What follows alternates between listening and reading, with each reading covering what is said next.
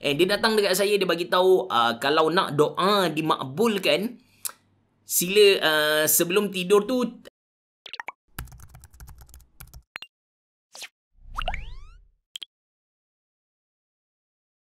Okey, Assalamualaikum warahmatullahi wabarakatuh. Bertemu kembali saya Ashraf Jeffrey dalam channel Ashraf Jeffrey juga.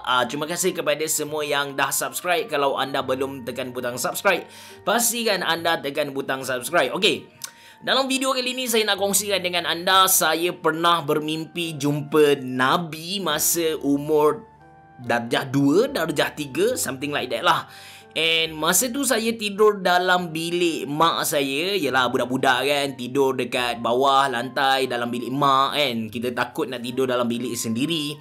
So tidur tu tiba-tiba saya macam terlelap sebentar. Saya terlelap and saya bermimpi saya duduk di tempat yang sangat gelap. Dan tiba-tiba datang seorang Pak Arab yang berpakaian jubah putih, nampak muka berseri-seri macam tu, pakai kopiah. And dia datang dekat saya, dia bagi tahu kalau nak doa dimakbulkan, sila sebelum tidur tu cuit badan dan berdoa kan. So disebabkan kita tak tahu apa-apa, and saya pun budak lagi ketika tu, saya memang betul-betul fikir itu adalah Nabi Muhammad SAW. Saya tak tahu apa-apa So kita pun amalkan. And budak-budak bila tak nak sekolah, saya bila ada perhimpunan, saya tak suka perhimpunan. So saya pun buat sebelum tidur kan, cuit, ya Allah bagilah esok hujan lebat pada waktu pagi. And surprisingly, setiap kali saya buat, alhamdulillah memang hujan. So saya fikir ini adalah memang rahsia lah, istimewa. Saya dah level wali ketika tu.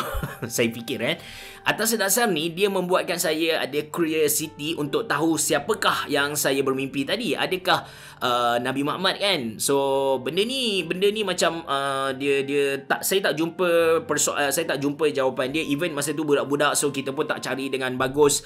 Tapi bila saya masuk ke sekolah menengah agama Falayah dekat Kelantan ni, saya mula tertanya-tanya, adakah betul orang di dalam mimpi saya tadi adalah Nabi Muhammad SAW. So saya pun dengar banyak ceramah dari Ustaz Allahyarham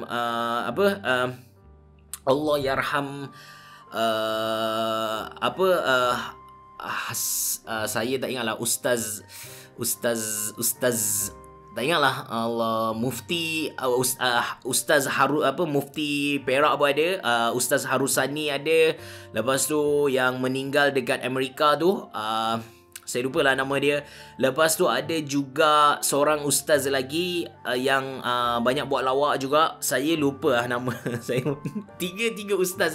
Ustaz Harusani saya pernah dengar. Lepas tu ada Allahumma salli ala Muhammad wa ala Muhammad, yang meninggal dekat Amerika tu. Lepas tu ada seorang lagi. Tak apalah, kita ignore. Dia orang banyak cerita bagaimana bermimpi jumpa Nabi Muhammad SAW. Dan ada juga orang bagi tahu saya, bila saya tanya dia, macam mana kita nak tahu yang kita mimpi jumpa Nabi? Sebab memang ada hadis mengatakan kalau kita mimpi jumpa Nabi, bermaksud yang kita betul-betul berjumpa dengan Nabi kan. Syaitan tak boleh menyerupai Nabi. So saya memang curious nak tahu. Saya pun cari jawapan dia, dan saya tak jumpa jawapan yang memuaskan hati saya. Memang ada satu ceramah yang mengatakan kalau kita mimpi jumpa Nabi tu, kita sendiri dapat rasa yang itu adalah Nabi. Which is bagi saya, mana logik kan? Mana logik? Kita tak pernah nampak Nabi, so macam mana kita nak tahu itu adalah Nabi Muhammad SAW kan? And lately saya belajar, saya banyak cari lagi. Bila saya record video kan, video dekat channel YouTube Mona Lisa tu, bila saya record close up video, saya akan dengar ceramah-ceramah, and saya jumpa satu jawapan yang saya rasa betul lah kot kan. Untuk tahu kita mimpi jumpa Nabi, kita kena kenal lah perwatakan Nabi tu macam mana, fizikal dia macam mana. So saya pun belilah satu buku yang bernama Syama'il Muhammadiyah, yang mana dalam buku tu dia menceritakan rupa para nabi lah, kebanyakannya dari Anas kan, dari sahabat Nabi, budak suruhan Nabi Anas, Sayyidina Anas bin Malik kan. So diceritakanlah bentuk rupa paras Nabi macam mana, dia punya kening, dahi, apa semua tu A sampai Z lah. So kita boleh tahulah. So kalau kita mimpi orang macam ni, kita tahulah yang kita sedang bermimpi jumpa Nabi. Dia tak logik lah. Macam saya masa darjah 3 tu, saya mimpi dengan seorang, dia berbadan besar, gempal, yang berbadan besar jugalah. Tak adalah gemuk, tapi dia macam berbadan besar, sedangkan Nabi badan dia fit.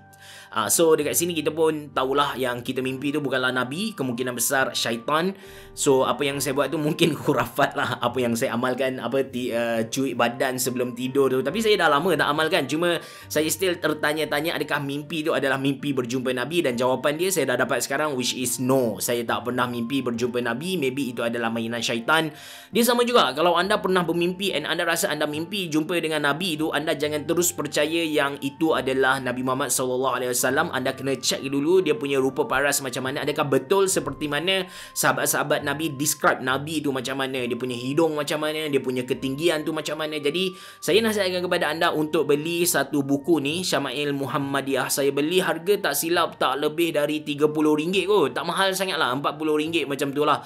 And it's a good sebab kita umat Islam, kita kena kenal Nabi kita dengan terperinci. And ada satu kisah saya dengar PU Faiz cerita, satu madrasah ni, satu pondok ni, kebanyakan student dia memang mimpi jumpa Nabi, tapi ada satu student ni dia tak mimpi jumpa Nabi. Jadi dia pun jumpa dengan dia punya tok guru, dia bagi tahu dekat tok guru dia luah perasaan, kenapalah tok guru, saya ni dah buat macam-macam tapi tak jumpa juga.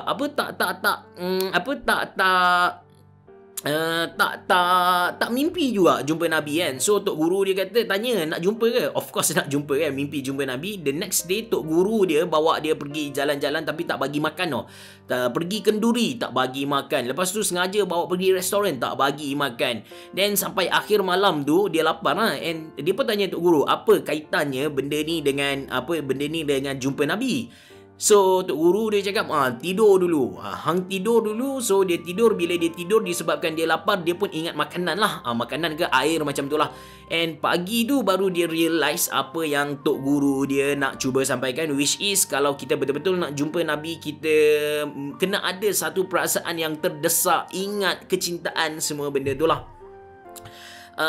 Saya suka, kalau anda nak tahu, saya suka dengar sirah-sirah Nabi. So antara ustaz yang saya recommend anda untuk dengar ialah Ustaz Khalid Bassalamah dari Indonesia. Dia banyak cerita tentang sirah Nabi dan para sahabat.